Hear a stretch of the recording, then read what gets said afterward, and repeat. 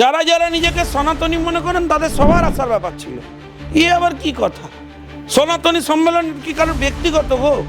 জিয়ারুল হক সে সে জালি, সে এখন বলছে বড় বড় ডায়লগ দিচ্ছে, সে জেলে ছিল আমি শুনেছি। কিন্তু আমার বক্তব্য হচ্ছে তারা বললো এই টাকলা লোকটাকে, আমি বললাম ওই কে রে, কে জানলাম সে ভদ্রলোক মুসলিম, এ ওখানে যাবে কেন? আমার প্রশ্ন।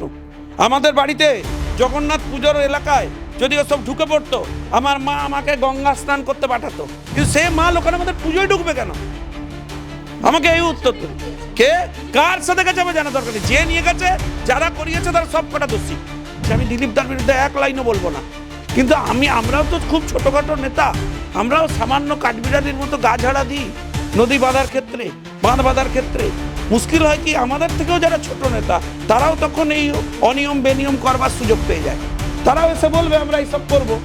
আমি ভারতীয় জনতা পার্টি করলেও জগন্নাথের ভক্ত, ভারতীয় জনতা পার্টি না করলেও আমি জগন্নাথের ভক্ত। আর প্রতিদিন জীবন হাতে নিয়ে নন্দীগ্রামে যারা লড়াই করেছে, যারা গুলির সামনে বুক চিতিয়ে দাঁড়িয়ে আছে, তাদের রাজনীতি নয়। যারা আমার মা কাকা জ্যাঠাকে মেরে দিয়েছে, এখনো পর্যন্ত 400টা লোককে মেরে দিয়েছে সৌজন্য। 5 মিনিটের জন্য আপনি ভাবুন, মমতা বন্দ্যোপাধ্যায় বিরোধী নেত্রী। অন্য ধর্মের যারা আছেন তাদের আমি সম্মান করি, তারা প্রসাদকার বাইরে থাকুন করুন, সব ঠিক আছে। তারা জগন্নাথ মন্দিরের এরিয়ায় ঢুকবেন কেন? আমার প্রশ্ন। রীতি নীতি এবং আদর্শ এটাকেও লক্ষ্য রাখা আপনাদের কাজ। শুধুমাত্র মূর্তি বসালেই ভগবান সেখানে প্রতিষ্ঠিত হন না। বিরোধী দলনেতা এবং আপনি 30শে এপ্রিল কাঁথিতে সনাতনী সম্মেলনে ছিলেন, অথচ আপনাদের দলেরই একজন প্রাক্তন যে সাংসদ রয়েছে দিলীপ ঘোষ, তাকে কোনো রকম ভাবে আপনারা আমন্ত্রণ জানাননি, বাধ্য হয়ে তিনি জগন্নাথ মন্দিরে গিয়েছেন, এমন কথাই তিনি বলছেন। এরা সনাতনী সম্মেলন হচ্ছে সবার, যারা যারা নিজেকে সনাতনী মনে করেন তাদের সবার আসার ব্যাপার ছিল।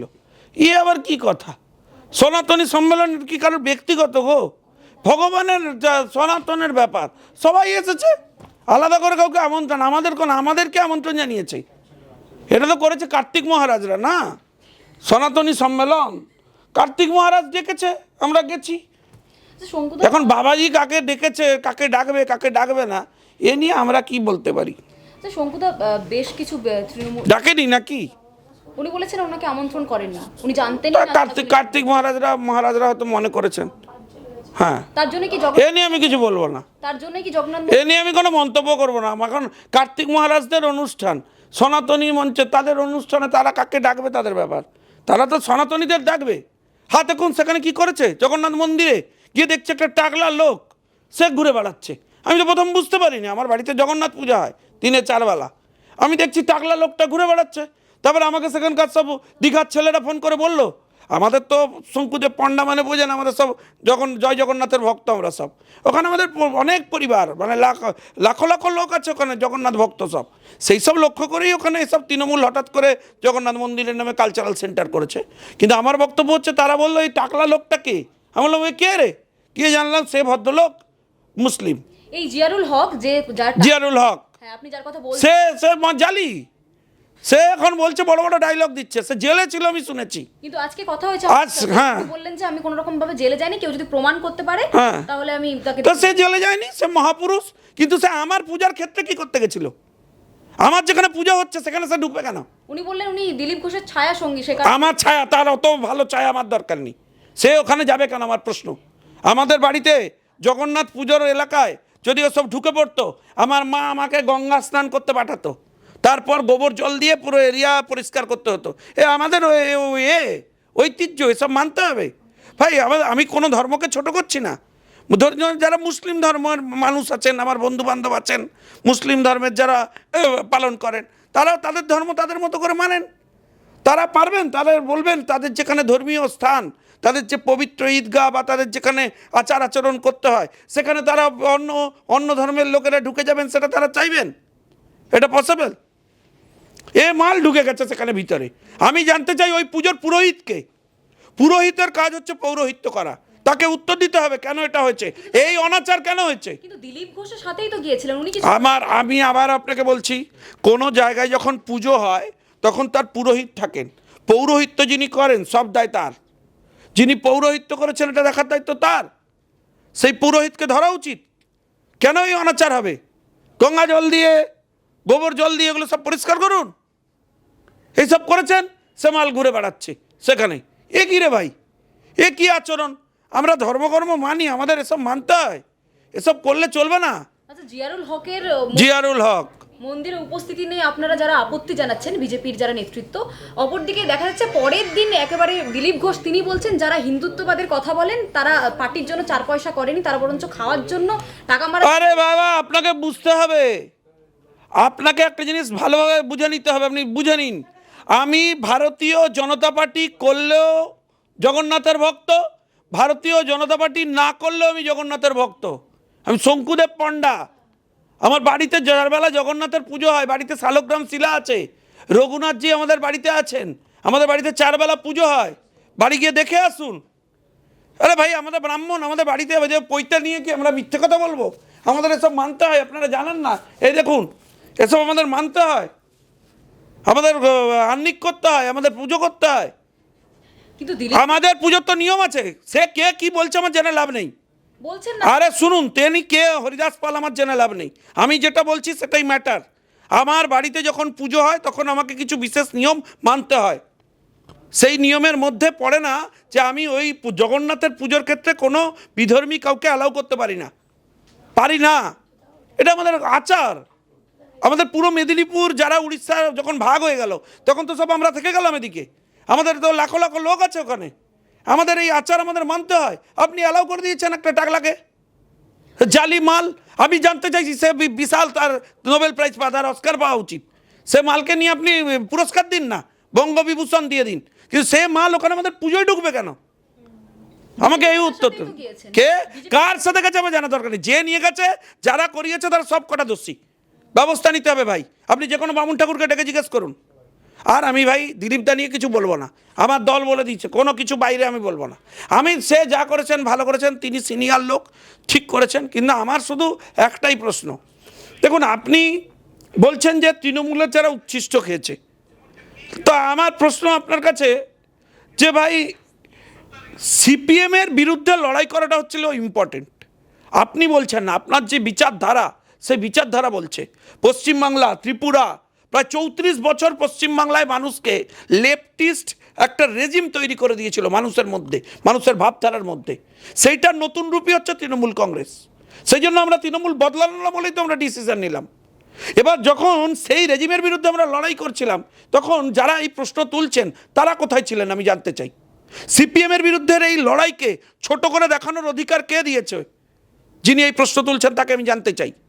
যেদিন নন্দীগ্রামে প্রতিদিন আমরা লোকের জমি দখল করে নিচ্ছিল সিপিএম, আমরা প্রতিদিন লড়াই করছিলাম, বেঁচে বেরোবো কিনা ঠিক ছিল না, সেদিন উনি কোথায় রাজনীতি করছিলেন আমি জানতে চাই।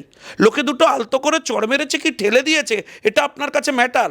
আর প্রতিদিন জীবন হাতে নিয়ে নন্দীগ্রামে যারা লড়াই করেছে, যারা গুলির সামনে বুক চিতিয়ে দাঁড়িয়ে আছে, তাদের রাজনীতি নয়। This is your political maturity. কিন্তু is this your political maturity? আপনাদের দলের একজন বর্ষিয়ান নেতৃত্ব। আরে আমি দলের বর্ষিয়ান নেতৃত্ব সম্পর্কে কিছু বলবো না, দল বলবে, এক সেকেন্ড, দল বলবে। কিন্তু উনি ম্যাটারটা জেনারেলাইজ করেছেন, ওনার কারোর বিরুদ্ধে নির্দিষ্ট অভিযোগ থাকলে বলতে পারতেন। উনি আজকে যে কথা বলেছেন সেই বিষয়ের মধ্যে আমিও পড়ি। 2 তারিখ যখন আমার ঘর ভেঙে দিয়েছিল কাঁথিতে, আমার বাবা মা 60 বছরের আতঙ্কে ছিলেন, তখন কেন আপনি খবর নেননি? কেন আপনি কমিউনিকেট করেননি? 7 বছর ধরে দল করছি, কোনোদিন দলের বিরুদ্ধে একটা লাইন বলিনি। দলকে ভাই আমাদের জাস্টিস দিতে হবে। আমি তো কাউকে কিছু বলি না, চুপ করে থাকি, যা বলে তাই সহ্য করি। আপনি জাস্টিস দিন ভাই। রাজনীতিতে আমার কাজকে 9 করে 20 বছর, কত বছর করছেন রাজনীতি আমি জানতে চাই, কত বছরের অভিজ্ঞতা বাংলা সম্পর্কে আমি জানতে চাই। দেখুন, আমি আপনাকে একটা কথা বলছি, আমি দিলীপদার বিরুদ্ধে এক লাইনও বলবো না, কিন্তু আমরাও তো খুব ছোটোখাটো নেতা, আমরাও সামান্য কাঠবিড়ালির মতো গা ঝাড়া দিই নদী বাঁধার ক্ষেত্রে, বাঁধ বাঁধার ক্ষেত্রে। মুশকিল হয় কি, আমাদের থেকেও যারা ছোট নেতা তারাও তখন এই অনিয়ম বেনিয়ম করবার সুযোগ পেয়ে যায়, তারাও এসে বলবে আমরা এইসব করব, আমরা সকালবেলা পার্টি করব, বিকালবেলা গিয়ে আমরা তৃণমূল করব। পাড়ায় পাড়ায় তৃণমূল নেতার সাথে চা খেতে চলে যাবে আমাদের জুনিয়র কঠিন লড়াই করা ছেলেরা। তাদের কি উত্তর দেবো? তারা বলবে আমরা সৌজন্য করছি। কিসের সৌজন্য? আমি জানতে চাই কিসের সৌজন্য? যারা আমার মা কাকা জ্যাঠাকে মেরে দিয়েছে, এখনো পর্যন্ত 400টা লোককে মেরে দিয়েছে, সৌজন্য? 5 মিনিটের জন্য আপনি ভাবুন, মমতা বন্দ্যোপাধ্যায় বিরোধী নেত্রী, করাতে পেরেছিলেন সৌজন্য? মমতা বন্দ্যোপাধ্যায় সিঙ্গুর আন্দোলনের সময় গেছিলেন সিপিএমের সাথে সৌজন্য করতে, বুদ্ধবাবুর মুখ দর্শন করেননি। মমতা বন্দ্যোপাধ্যায়ের স্কুলিং, মমতা বন্দ্যোপাধ্যায়ের উচ্ছিষ্ট খাওয়া এটা শেখায় যে বিরোধিতা বিরোধীদের মতো করতে হয়। দলের নেতৃত্বের বিরুদ্ধে আঙুল তুলছেন কেন দিলীপ ঘোষ?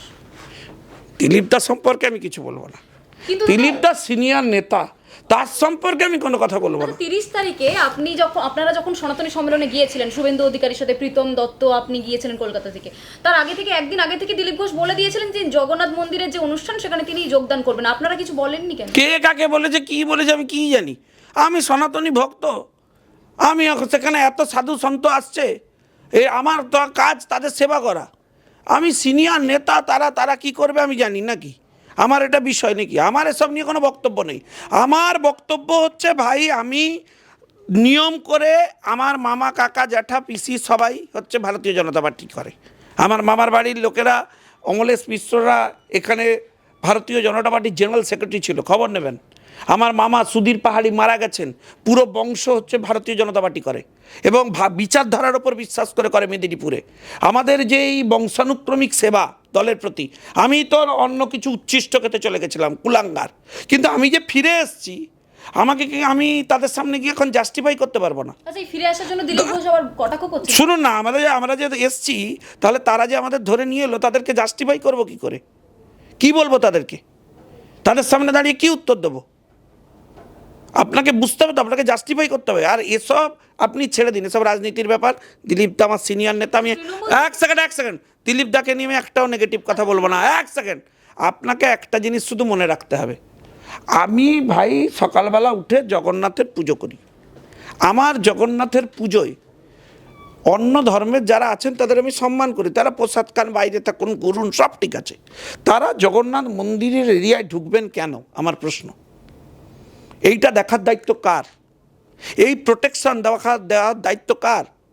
আমি সম্প্রীতি হবে তো, নাচ গানের অনুষ্ঠান হচ্ছে, উৎসব হচ্ছে, সম্প্রীতি করুন।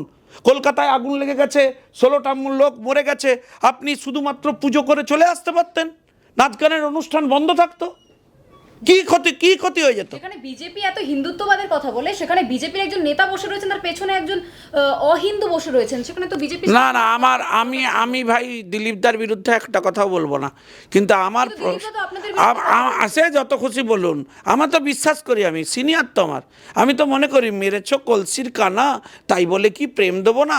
ওনার জন্য আমার 100 কোটি প্রণাম। কিন্তু আমার প্রশ্ন হচ্ছে, জগন্নাথ পুজোয় একজন এই ধরনের জালি এবং আমার ধর্মের লোক নন, তার প্রতি আমার পূর্ণ ব্যক্তিগত সম্মান। তিনি ভালো থাকুন, সুস্থ থাকুন, তার পরিবার সুস্থ থাকুক, কিন্তু আমার ধর্মীয় আচরণকে বিঘ্ন ঘটানোর দায় কে নেবে?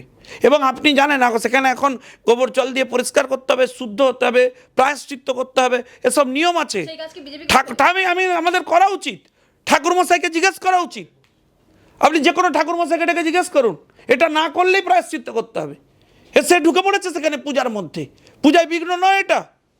আমার বাড়িতে হলে এতক্ষণে মা চাপকে, এটা যদি হতো, আমার মা আমাকে ঠাস ঠাস করে 2টো চড় লাগাতো, গঙ্গা স্নান করে আসতে হতো। শঙ্কুতে শুধুমাত্র জিয়ারুল হক নয়, একাধিক সে একাধিক লোক যেখানে বাইরে ঢুকুক, সে টাকলাটা সেখানে ঘুরে বেড়াচ্ছে। ছি ছি ছি ছি ছি। আমার প্রশ্ন কুণালদার কাছে, সে এখন বিদেশ পালিয়ে গেছে, সে ফিরে আসুক। সে একে মেরেছে, বিকাশ দাকে মেরেছে বলে হাইকোর্ট এখন তাকে ধরবে, সে পালিয়ে গেছে বলে আমি শুনেছি। সে কুণালদার কাছে আমার প্রশ্ন, আমি জানতাম যে মমতা বন্দ্যোপাধ্যায়ের রাজনৈতিক আন্দোলন, তার কেরিয়ার, তার পপুলারিটি এমন জায়গায় পৌঁছেছে যে জন্য একটা তৃণমূল কংগ্রেস শুধু মমতা বন্দ্যোপাধ্যায়ের উপর ভিত্তি করে নির্বাচন জিততে পারে। তা সেটা কি একটু কম পড়িয়াছে পাবলিসিটি, যে মমতা বন্দ্যোপাধ্যায়কে দিয়ে হচ্ছে না, তাই জন্য দেব প্রসেনজিৎ নিয়ে গেছে, তাতেও হচ্ছে না। জগন্নাথকে নামিয়েছে, মন্দির বানিয়েছে, মন্দিরের মতো করে একটা কালচারাল সেন্টার, তাতে বলছে হচ্ছে না। তাই জন্য কুণালদা বুদ্ধি লাগিয়েছে, বলছে একটু বিজেপির থেকে লোক নিয়ে আসো, বিকালবেলা বসাও, একটু বিতর্ক হোক, তাহলে যদি একটু পাবলিসিটি পাওয়া যায়। আচ্ছা, একদম শেষ প্রশ্ন, বিজেপির কি নীতির অভাব পড়েছিল যে কারণে দিলীপ ঘোষ এখন ভাবছেন কোথাও গিয়ে তৃণমূলে যোগদান করবেন? দেখুন, আমি দিলীপদা সম্পর্কে কিছু বলবো না, শুধু আমাদের নীতি খুব স্পষ্ট। বাংলায় 34 বছর সিপিএম সর্বনাশ করে দিয়ে গেছে, বাকি 13 বছর সর্বনাশ করে দিয়ে গেছে হচ্ছে তৃণমূল কংগ্রেস, এবং এইটা পুরোপুরি হিন্দু বিরোধী অ্যাপ্রোচ। হিন্দু মন্দির তৈরি করছেন, কিন্তু হিন্দু মন্দির তৈরি করার সাথে একবারও এটা দেখছেন না যে হিন্দু রীতি নীতি এবং আদর্শ এটাকেও লক্ষ্য রাখা আপনাদের কাজ। শুধুমাত্র মূর্তি বসালেই ভগবান সেখানে প্রতিষ্ঠিত হন না। এমন হয়ে পড়লো যেখানে দিলীপ ঘোষ এখন তৃণমূলের নীতির দিকেই হাঁটছে। আমি দিলীপ দাকে খুব ভালোবাসি, দিলীপ দা নিয়ে আমি কিছু বলবো না, শুধু আমার গান গাইতে মাঝে মধ্যে ইচ্ছে করে যে আমি কোন পথে যে চলি আর কোন কথা যে বলি। বাংলা হাটের আরো খবর দেখতে নজর রাখুন। বাংলা খবর মানেই বাংলা হাট।